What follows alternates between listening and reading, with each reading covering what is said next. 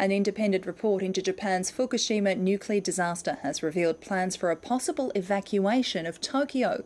Based on interviews with hundreds of Japanese and US government officials, the document outlines fears the stricken power plant would emit huge plumes of radiation, which would spread to the capital.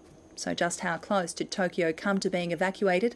Mark Willesee is the ABC's North Asia correspondent.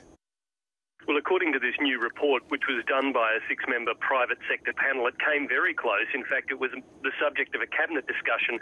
It says that some cabinet ministers were actually bracing for that possible evacuation of Tokyo. It was feared that these meltdowns would be even more catastrophic than they were and that the radiation would spread all the way to the capital. So that was a worst-case scenario, the evacuation of Tokyo. But the former Prime Minister, Nato Kan, has said before that this was dismissed because the idea of millions fleeing in panic was really a worst-case scenario. It was worse than the prospect of the meltdowns because if you think about it, this is the world's largest urban sprawl, about 35 million people here, and once the order is given to evacuate, it certainly would have created a nightmare scenario. But Mark, this report was also highly critical of the government at the time. Why was it so scathing?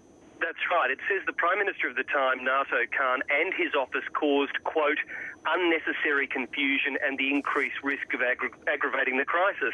It says the Prime Minister meddled in the question of whether to pour seawater or fresh water on the reactor vessels.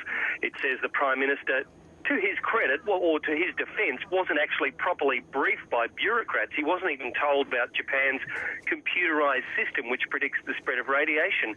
It says Mr. Khan and his aides also had major communication problems because the crisis centre underneath his office had poor mobile phone reception. And it quotes one staffer in the then Prime Minister's office as saying that God help Japan weather this crisis. So not a great vote of confidence in the government from within. Mark Willesee in Tokyo, thank you.